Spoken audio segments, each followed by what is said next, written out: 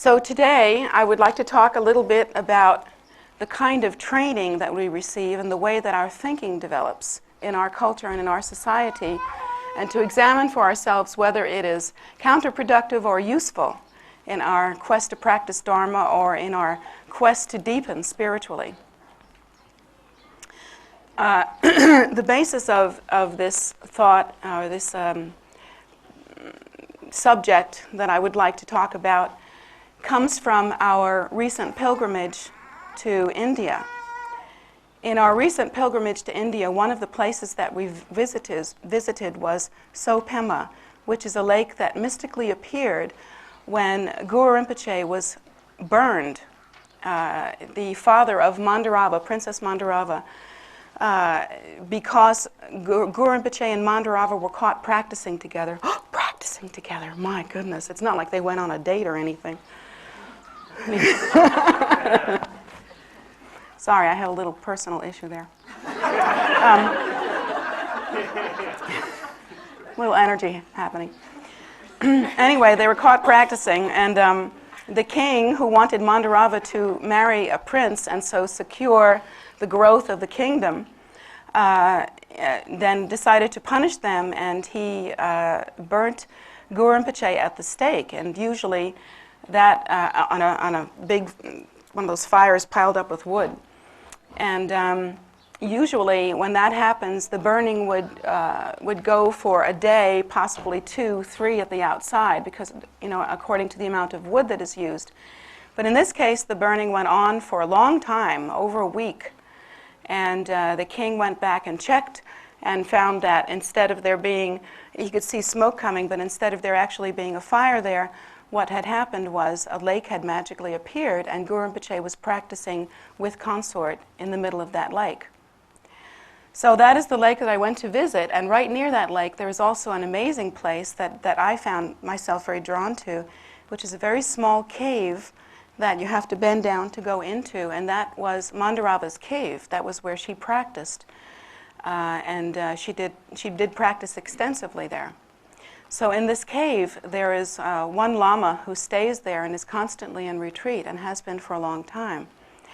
And so when I went there to visit, one of the things that I found was that the preciousness or the purity or the energy, the spiritual support of that cave had been kept up very perfectly, very preciously. There was a beautiful altar, a very simple altar, but a beautiful altar that was put there. There was a wonderful, the Lama was constantly practicing. The cave was kept very clean, and quite frankly, not many of the pilgrimage places that are still there in India are kept very clean. That's not the style. Everything is very different there. There's different values in certain ways. So anyway, I went to this cave and I went in there, and when I went in there I was deeply moved, because when I was allowed to sit in the cave by myself for a while. The Lama was willing to let me go in there and be by myself, and at that point I was able to really feel the blessing of Mandarava. I felt a very strong connection with her. I felt something of her mind. The feeling that I had was somewhat like 2 streams that came together to form one river, and I could feel that juncture and feel the connection with her. And so I had a really blessed and very delightful time in that cave. And then when I came out of the cave, I was told that this cave had another very important feature, and I thought this was pretty amazing. At the mouth of the cave, there was this one point where, according to the legend, according to the story, the king came to fetch Mandarava and to tear her away from Guru Rinpoche and bring her back to the castle, to where he stayed. And Mandarava was so distraught and would not be separated from her guru. She was so filled with devotion and so agonized by the thought of being separated from her guru that she actually grabbed onto the side of the cave, and the side of the cave, due to the force of her devotion, there's actually a hand, like the hand inserted into the rock, and there are 4 fingers perfectly formed inside the rock. In other words, that you can stick your hand into these 4 finger places, and it fits a human hand, fits my hand perfectly.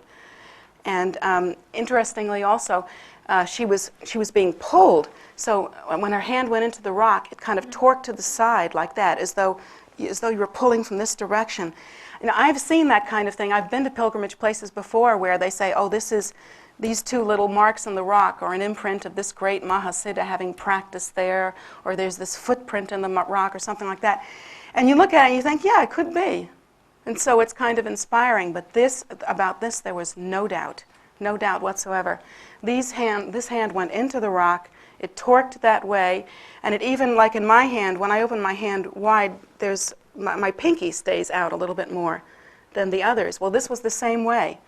This hand went in like that. The three were fairly close together. The pinky was that way, and it was torqued to the side, and it fit perfectly, as though you were grabbing the rock and coming this way.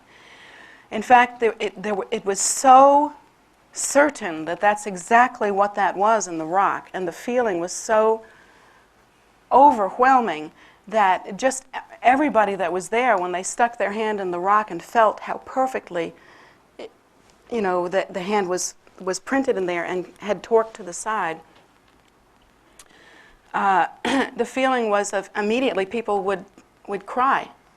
And there was just this immediate welling up of tears or devotion, and the thought that one would have immediately is, what would it take? What kind of love would it take? What kind of devotion would it take for a student to be threatened by being pulled away from their teacher, and the devotion to be so strong that it actually imprinted into the rock like that? What kind of power comes from that devotion, that flesh can penetrate into rock? What kind of love is that?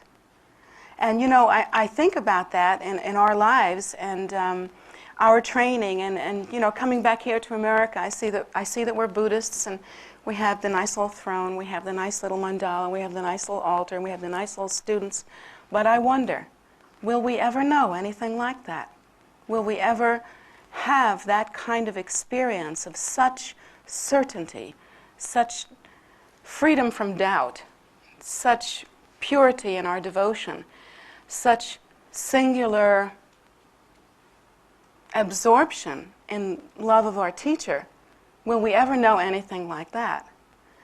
And I think that here in America, and this is something I've been thinking about since I went there, that we are somewhat disabled, handicapped in a certain way. And it's not so much that we ourselves are substandard or anything like that. It's not like that. It's the way that we were trained. And of course, what comes first, the chicken or the egg? Are we trained this way, and then therefore our karma is created, or are we trained this way because of our karma and habitual tendency? According to the Buddhist teaching, we would not be having the experience that we're having now if this weren't the karmic pattern or habitual tendency within our mind stream. So what comes first, the chicken or the egg? It's hard to say. But at any rate, what we do know is that here in this country, we are somewhat disabled in our practice. How does that disability come about? Well, first of all, one of the things I've noticed in my years of talking to students and hearing about their life experiences, when I have consultations with students, generally the first few consultations before they get the lay of the land, the first few times that I talk to them, the student, it's a little bit like psychotherapy. If any of you have ever had psychotherapy, the first few sessions you can toss them. They're useless. Basically, it's the patient going in there and doing their little shuck and jive dance, and the psychiatrist kind of rolls their eyes for a few sessions, and then after a while you get down to some work. But in a consultation, the situation is somewhat similar in that my first meetings with students is always that they want to talk about themselves. They want to tell me how unique and different they are. And that kind of precludes the ability for them their ability to understand that the Buddha has taught every single circumstance, every single condition, and every single result, every single problem, and every single relief from that problem. And so they're really essentially, from the perspective of the Buddha Dharma, from this perspective of the Bodhisattvas, there really is no new or unique situation or individual. And it's not that each one of you are not precious. It's that everything that compiles your problematic situation and your connection with life is a pattern that has been seen before. It's not new. Even with 5 billion people on the planet, we are a conglomeration of conditions that are associated with simply being a sentient being. But my first few consultations with students is always about them divulging to me the deep content of their lives. And it's part of what has to happen between a student and a teacher. It's part of how they get close to each other. So we develop an attitude of patience, and we try to get to the point where some real teaching can actually occur. But in my years of doing that, I've heard many different things from and about students, and one of the things that I hear repeatedly that is very obvious to me is that we are not taught how to think. We are not taught how to think in full equations. We are not taught how to understand the relationship between cause and result. We are not taught how to think something through to the end. We are not taught how to look past a certain window of reaction that each one of us has. In fact, we're taught to be more reactive than we are taught to be thinkers. Even those people that seem very cerebral, very academic, very intellectual, if you really, really listen to the way they think, if you listen to it with good old common sense, the kind of natural intelligence that causes us to actually survive for a while, that kind of common sense, when you listen to a person who, again, has had maybe a great deal of education, you'll find still in all that we really don't know how to think. We're not taught how to think. And furthermore, we are taught a certain kind of survival routine, I guess, or a certain kind of survival mechanism or pattern that may be working against our spiritual development. And that survival kind of situation is that we are taught that, how can I put it? We are taught that there are certain conditions that are absolutely necessary within our lives. We are taught that there are certain events that may happen, or certain occurrences in our environment that we should always approach with extreme caution, and we should always deliberate about. There are certain kinds of reactions that we have to anything that is threatening to us, that although it may help us to cope in certain ways, and it may be an excellent coping mechanism, I mean, certainly that kind of thinking will keep us from walking into a moving truck, or from going into a really bad neighborhood and getting mugged. If we're smart, if we use that kind of thinking, it can serve us. But on the other hand, that kind of thinking can also keep us from responding in a natural and open and relaxed way. And this is the problem that is characteristic in our society, in our culture in this day and age, that is so different from the conditions necessary to give the kind of dramatic devotion and love that maybe Mandarava must have felt in order to leave her hand in that rock like that, in order to be so absolutely certain that she would not be pulled away from the teacher, would not be pulled away from the path, would not be pulled away from her spiritual practice. She was so absolutely determined. It was so unthinkable, it was so unacceptable, that even physical conditions as we know them, even the laws of physics, would not bind her to remaining in samsara or remaining in the realm of suffering. She knew what she was about. She knew that she was going through the door of liberation, and this was her chance, and nothing was going to take her away from it. Nothing was going to remove her from that elixir, which is the liberator, from that precious jewel, which is actually the door of liberation, one's teacher, one's path.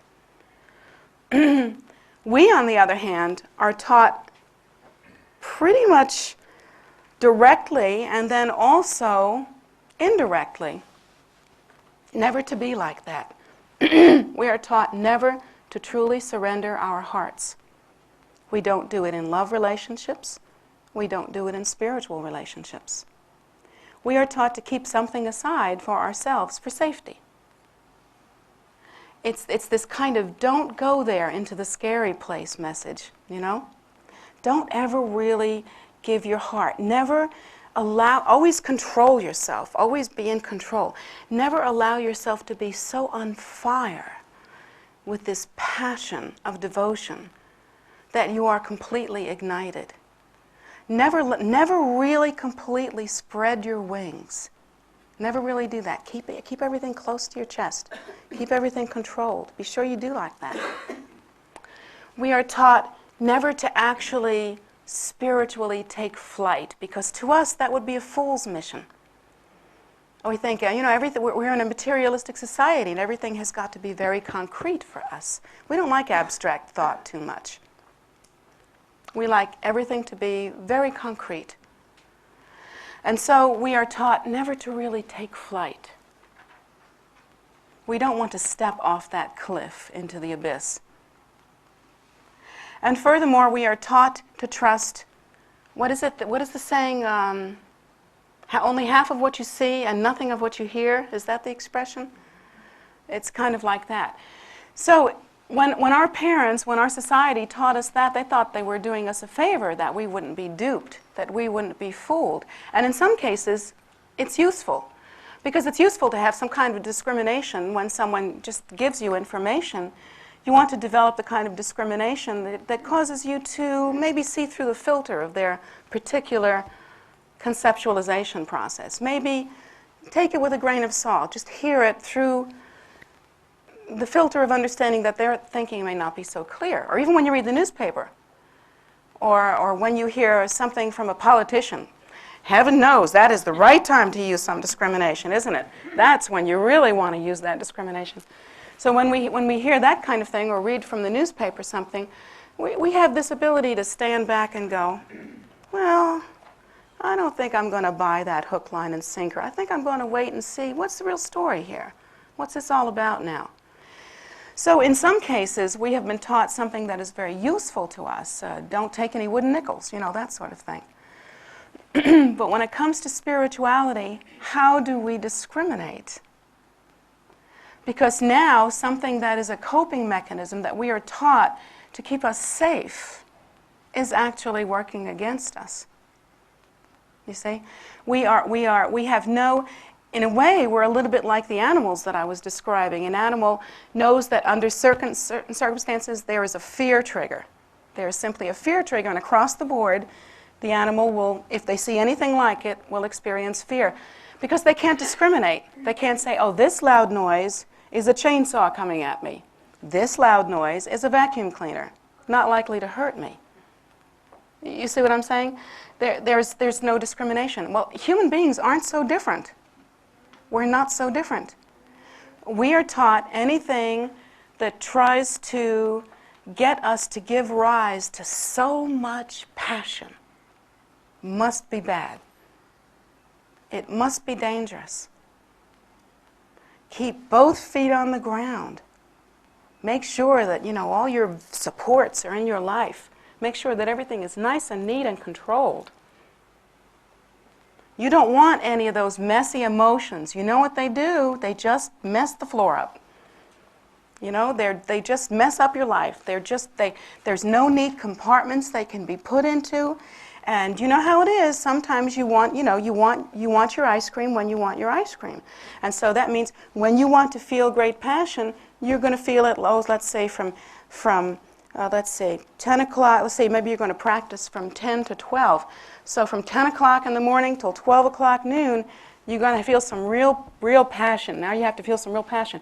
But at 12:01, by golly, you better be able to put that stuff away, because the rest of your life is not a place where it's safe to be penetrated by love. See, but we can't do that. We can't do that. we are not able to turn it on and off like that. Either we take flight or we don't. Either we learn to love in this extraordinary way or we don't. It's very, very difficult to discriminate. So what am I saying? Am I saying just throw caution to the wind, never think straight again, just like run around being passionate or something? No, of course I'm not saying that. I'm not saying that. But I am pointing out that we do have a certain disability that maybe we want to look after, we want to look into, and see if there isn't some way that we can make the way straight, that we can open the doors, that we can allow a fire to burn within us that hasn't burnt before. The flip side of this, the side that's really strange, is that those of us who learn to control and use our feelings and use our passions, that's one thing. That's another thing that we see in our society, is that people use their passions to manipulate others, or they use their passions in a creative way to make a dynamic energy. And some people form that into art or music, and other people form it into a passion for one's vocation or something like that, a passion for one's children or one's loved ones, that sort of thing. Yet even there, when you are taking something that is a very natural thing, it's like the difference between if you could find, let's say, a spring where this marvelous, purified, extraordinary, oxidized, mineralized, super nutritious, yum water comes out, and you can drink it directly from the source. That would be very, very nourishing. But if you were to take that same water and bottle it in one of those little plastic jugs that everybody, myself included, carries around, it's not quite the same thing. It's not the same living, breathing experience. And see, that's what we try to do with our passions, because we've taught to be afraid of them. And then we wonder why it is that our spiritual life leaves us cold. And interestingly, those among us who think the most clearly, who have a plan, who always stick to their plan, those people who are very much thinkers, who think all the way, about everything, every single angle of every single thing that you can possibly imagine, who intellectualize everything, who put everything in tight, neat little boxes. Oftentimes, those people throughout their lives come to a place where, if they're honest, they find that they are running dry and that they are extremely hungry for something, extremely hungry. But they don't want to think about what it might be, because we're still afraid of this passion, you see. And so we run around trying to find other outlets for it. Maybe I can develop a passion for some particular thing, maybe art, maybe animals, maybe something like that. So each one of us tries to find relief from this very dry, kind of removed experience of life that we are having. And still in all, we try to approach spirituality, and with spirituality we have the same kind of idea. We'll be spiritual from whatever time we allow for practice. Say in the beginning we only allow 20 minutes of practice a day, which is common. In the beginning people do that. So I'm going to have my experience, and it's going to be locked into this 20-minute bite. And then later on, maybe it's an hour, maybe it's 2 hours after that. Maybe it varies, but we have this experience where everything is nice and neat, and we keep it all in little pigeonholes, and there is no natural birthing. There is no giving rise to something that sustains one throughout the course of one life, that warms one, that keeps one juicy. I don't know how else to explain it besides saying juicy.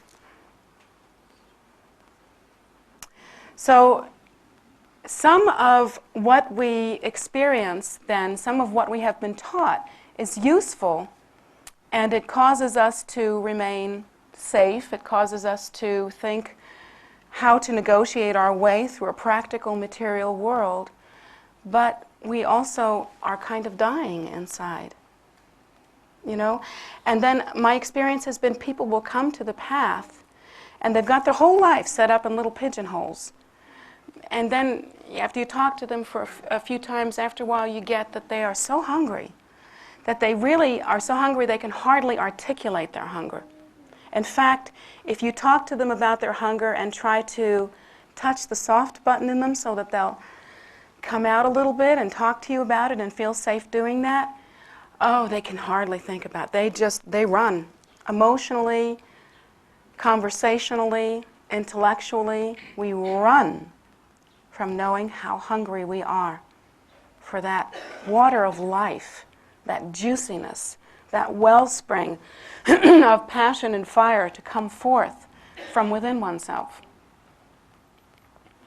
But for those of us who have somehow given rise, and spiritually it can take many different forms, to some sort of extraordinary living faith in the three precious jewels, or in the door, in the potential and possibility and magnitude of what liberation would be like, or to give rise in faith to one's guru in the form of devotion, to have that kind of extraordinary devotion, or to give rise to this phenomenal flower or flame, I should say, of compassion, to where compassion is this burning force throughout your life, that you can't look at anything the way you used to. You can't look about, how much can I have and what can I do to make me happy, but instead your life becomes like, sort of like Mother Teresa. I think about Mother Teresa as being a great bodhisattva who is on fire, She has this flame of love inside of her. And so this flame of love is this natural passion that is a juicifier and a sustainer and a lifter and a nourisher and just a warm hearth inside one's mind and one's heart.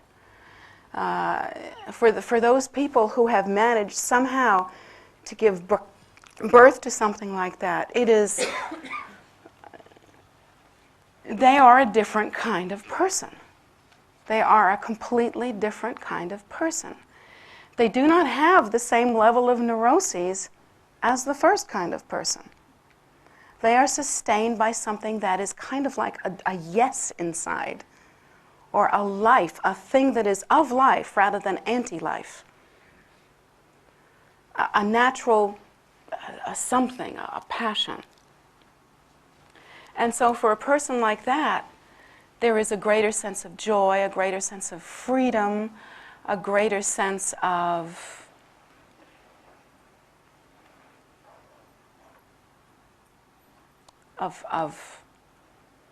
color, taste, something. And those are also the kind of people that everyone else follows around. Have you ever noticed that? A person that's on fire, that has love, that has faith, that has devotion, that has something inside of them you can feel it, it's a living thing. Those are the kind of people that other people are fascinated with. Afraid of sometimes, but also fascinated with. And they follow people like that around. And it's that kind of charisma that causes leaders to be leaders. There's a fire there, and everybody wants to be warm. Everybody wants to be warm. But again, we are trained in such a way that our quest for safety, our quest for keeping everything in a nice, neat little controlled place, everything in its place and a place for everything. And boy, the best thing to do is keep it in something that has drawers so you can close them. Because that's the neatest of all. And so we feel that if we live like that, there's no risk. Is it true? Oh no. Oh no, no. Life has a way of contriving to let us know that even if we are marvelous at control, phenomenal at keeping things neat, unbelievable at sorting things out and keeping them all in their proper piles, just being on top of all of that kind of compulsion and fixation, life will find a way to teach you that that's like nothing. That is so hopeless And we are so helpless when we put ourselves in that very fragile place. Life will show us that in the same way that a good wind will come by and blow away a pile of leaves that we've carefully stacked up in the fall, if you remember that experience. It's like that with our lives, too, when we find that, in fact, we are not safe. And in fact, if all of our safety got put into making ourselves feel like we have control over everything, if that's where our safety comes from, that kind of person will feel the least safe of all. But the person who has given rise to some kind of fire or passion, even if it's a little messy, even if it can burn stuff up, even if it can cause you to make big, dramatic, beautiful, splashy decisions that your neighbors aren't making, still in all, you have a fire. And that fire is a force. You have love. And that love is the strong, that compassion, that love, that bodhicitta, that giving rise to the natural, spontaneous element of your nature that is consistent with your own enlightened potential. To give rise to that, actually, that is the greatest, strongest rock that there is in samsara. You can depend on that. And obviously, from the story about Mandarava, it's even stronger than rock. It's stronger than anything on the face of this earth. To be truly alive, to know for certain that there is nothing in your heart and in your mind more precious than liberation, than achieving realization, than giving rise to the bodhicitta, than entering into the door of liberation. If that becomes for you the stable force, the light of your life, the great passion, well, that cannot be destroyed in the world, because it isn't of the world.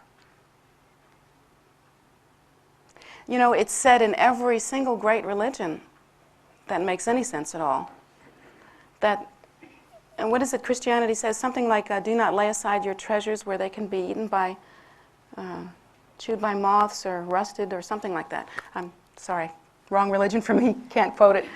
But the idea is pretty much across the board in all the world's great religions, that the treasures of the world do not sustain you.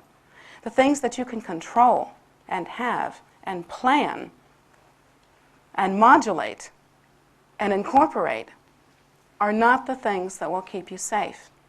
In fact, if that's what you depend on, you have nothing. And so when I was at that cave, I was thinking about Mandarava, and I was thinking, well, that must have been a real traumatic day when her father, the king, came and tried to take her away from Guru Rinpoche, and she was screaming. The tale is that she was just screaming and, you know, wailing, and she grabbed that rock and stuck her fingers right into it. You can imagine that must have been a pretty traumatic day. That must have been a tough day. I mean, most of us would just head for the Prozac after a day like that, you know. maybe give that old bionic arm a little workout, you know. And that would be a bad day. Happy hour would be a happy thing after that. But, and that's how we think about something like that. That depth of love, that depth of passion is just too darn scary. We're scared of that. We like everything neat.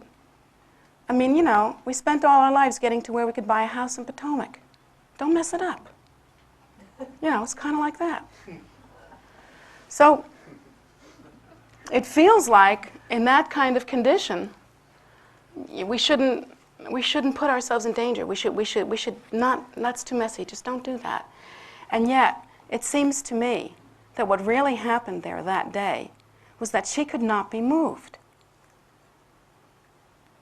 Now, anything you can plan with your mind, anything you can organize with your thinking, anything you can put in a box can be moved. Anything that you cling to on that ordinary level can work against you. It is not a rock to cling to.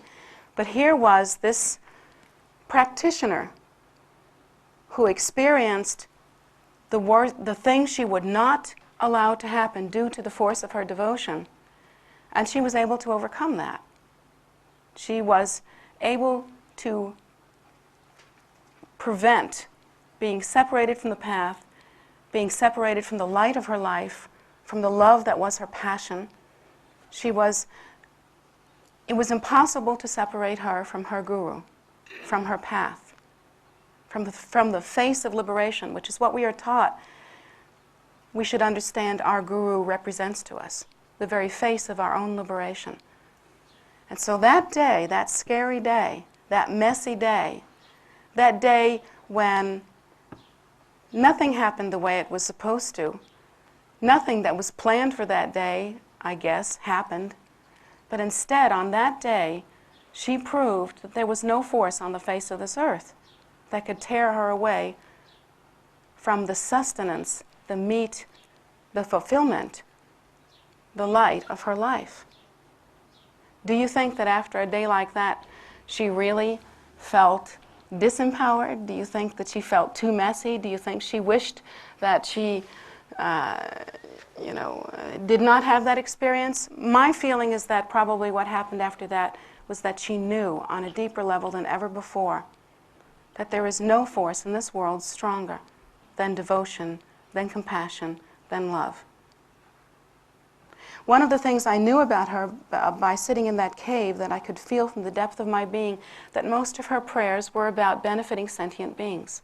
I could feel the tears that she had cried.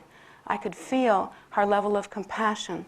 I could feel that she would sit there and contemplate on the horrible condition that sentient beings experience, like the oysters that I was talking about, how helpless they are. Like human beings who struggle with doubt and who are unable to ever truly give their heart. And so they are unable to break the chain of samsara. And in that cave, she spent a lot of time crying for the condition of sentient beings, and most of her time was spent praying that the suffering of sentient beings would be ended. So her commitment was to stay in that prayer, to practice, in that cave rather, to practice with her teacher. And her life was about devotion and bodhicitta. And that day, she was able to prove that there isn't even a rock in this world that can keep her away from that. So ultimately, what tends to be the greatest, strongest, most liberating, most dependable force? Ultimately, in this case, it wasn't even the rock. It was the love. And in our lives, is it the things that we try to take safety in that are material and impermanent? Or is it the fire that we carry over from life to life? Because it's true, I have been recognized as an incarnation of Mandarava. And I'll tell you that although I guess I don't look like she used to look, I guess I'm not a princess anymore. Lord knows they don't have them in Brooklyn. And I guess I don't have my very own cave. I guess things are pretty different now. Didn't used to have a car, now I do. So a lot of things are different, but there's one thing that gets carried over from lifetime to lifetime, and that tells me how strong it is. In this lifetime, I really don't even care if you call me a Buddhist or not. I don't care about the B word or any religious doctrine other than that of devotion and bodhicitta, faith and love. And so that has carried over from lifetime to lifetime. It even survives death. And that's all I know. That's the only truth that I know. I don't know anything else. People that know me know that I can hardly find my way across town. But I do know about devotion, and I do know about love. And so I know how to live my life according to those principles as well. So that thing even survives the great ending of death, that we've been taught nothing survives. And so when our parents taught us to guard ourselves and keep ourselves strong and make ourselves safe, you have to understand that our parents were measuring life with the same limited tools that their parents had before them. That they didn't understand any better. That our parents, although I'm sure they were trying to prepare us for life, kindly so. Still, they only knew this tiny little piece of something that began since time out of mind and continues until samsara is exhausted, until all the causes for samsara are exhausted. Our reality, all of the cause and effect situations that have brought us to this present time, began in a time that we can't even mark, it's so long ago. Time out of mind. We have lived uncountable lives, and we will remain in samsara until we exit samsara due to the force of our practice. And so, our parents didn't know that. They didn't, when they received a child, that child became real to them the moment it was in the stomach, in the uterus, or for the woman, or when it was born for the parents together as a unit. That's when the child became real. That was when our parents knew us. And they know us only as long as they know us, and they try to give us teachings accordingly. And basically, they're trying to teach us about an elephant by looking at an elephant through a tiny little peephole where you can only see one little piece of the elephant. You've heard that story, haven't you? One person looking at the tail of the elephant through a peephole will think it's a snake. Another one looking at the trunk of the elephant through a peephole will think it's a branch. Each person looking at their little piece of the elephant will think it's something different. But the interesting thing about us is that we will be sure that it's a snake or a tree trunk or whatever part we're looking at. And that's how our parents taught us. And although they were kind in their intention, did they really teach us what matters? No. Did they really teach us how to stay safe? No, they didn't. They wanted to, they meant to, but they didn't know. That the very thing that keeps us safe may be the messiest, biggest, noisiest, squishiest, hottest, uncontrollable force. The most unmanageable force that we are capable of. The passion of love, the passion of devotion, the passion of bodhicitta. But we were told, now be careful, don't give your heart, don't go too far, don't do that, it gets messy. That's what we were taught. But the Buddha teaches us that in order to give rise to extraordinary results, we have to use extraordinary methods, extraordinary means. So I've spent the last, how many years have I been teaching? 15, something like that. I've spent the last 15 years trying to communicate, leaving the shore, in a way, and putting yourself out to sea. Not in an unthinking way or an unintelligent way, but being willing to see the safety disappear a little bit. The safety that we were taught was safe. And live an extraordinary life. And I've been teaching for 15 years, and I think I've taught this 150 million different ways. But it is giving rise to the bodhicitta. It is living a life empowered by compassion and love. It is having that great faith and that devotion that causes you to engage in extraordinary methods that will ultimately cause us to experience the safety of exiting samsara with all of its causes and conditions. All of its conditions and responses, all of its causes and effects. Because it is in samsara where karma is constantly ripening, where we didn't know how to create only virtuous and pure karma, that we are not safe. And hanging out here where we were taught to hang out is not the thing to do.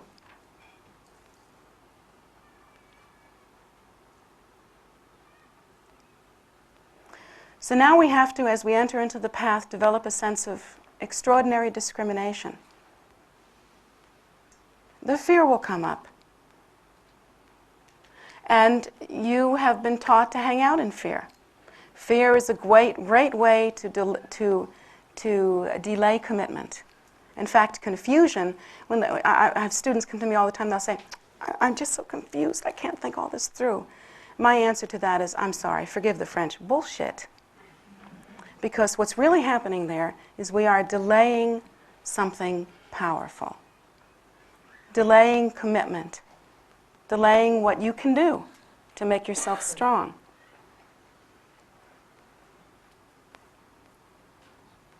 Our programming has taught us not to be strong, to be invisible, to plan, to put things in boxes, to keep everything neat, to conceptualize and to live according to those conceptions.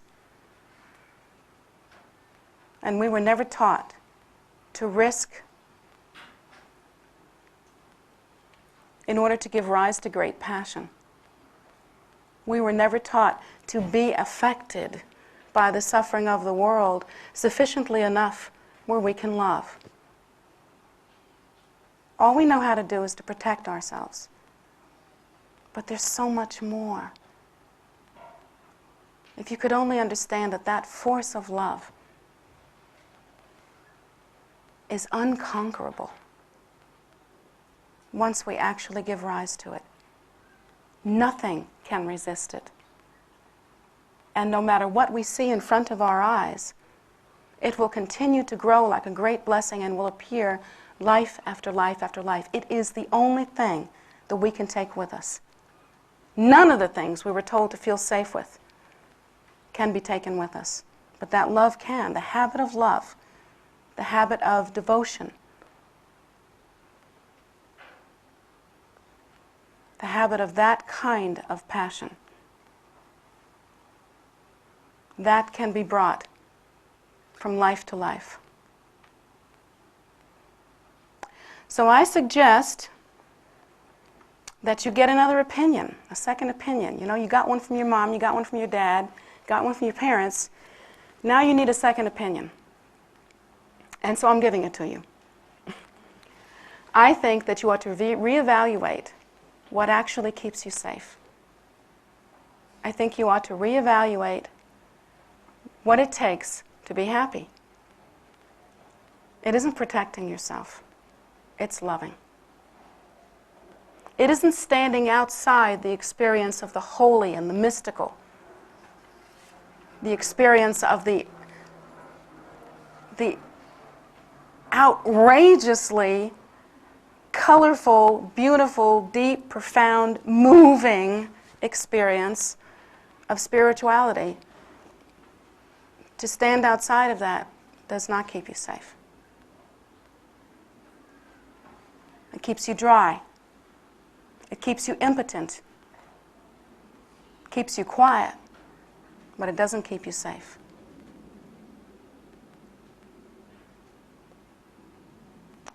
So now as we enter onto the path, and those of us who are practicing the path for some time, maybe it's time to reassess, and maybe it's time to take a new view. Even those of us that have been practicing for a long time, how much, we have it all compartmentalized. You know how it is.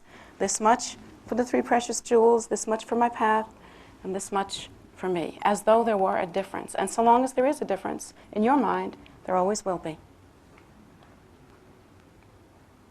So long as you see yourself precious, separate rather from what is precious, well, you always will be.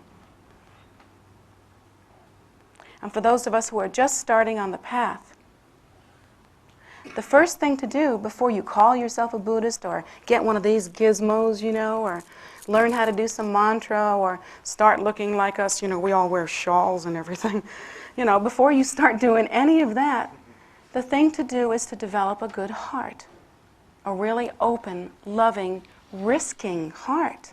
One with a big flame, one that burns everything up, including all your ideas, especially those.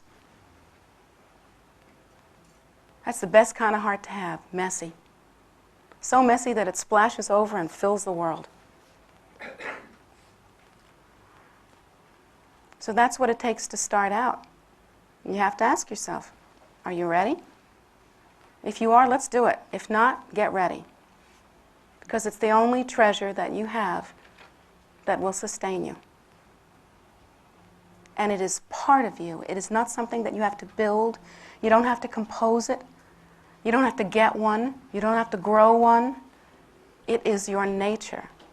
You are the very bodhicitta.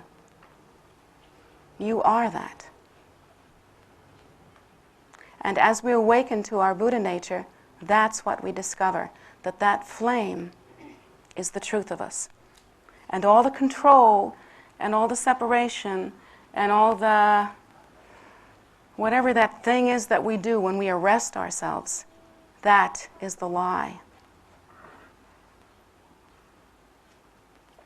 So I suggest that you think about these things and think about your training, think of what you were taught, and think how it reflects in every area of your life, from your ordinary relationships to your relationship with spirituality. And see how constipated we are, and see what you can do about incubating something precious inside of you. You go through whatever kind of gestation you need. Be pregnant with love, and then give birth when you're ready. So, thank you very much for coming today. I really appreciate seeing you again, and as I continue to teach, I will draw on the experiences that we had in our pilgrimage, and I will use them because they were extraordinary. And I would like to bring back here some of the wealth of the things that we see in such an ancient culture as the Indian culture, which is the root of Buddhism, actually in India rather than in Tibet. That's where the Buddha began. And so I would like to bring back to you some of the flavor of that. I mean, when you go to a place like India, as an American, you think, oh my gosh, the bathrooms, they are so weird. And then you think about the cleanliness problem and the fact that you will definitely get the trots at some point while you're there. And all of these different American assessments of your situation go on. And some of them are true, some of them are not. But one thing I can tell you is that while you're there, you will see the difference between a very old spiritually based culture and a very new material based culture. And the differences are phenomenal. So I'd like to be able to bring some of that here through the stories that I'll be telling you in the time to come. So anyway, thank you very much for coming today. I really appreciate your presence, and I hope that you enjoy the rest of the day. And we'll see you next time.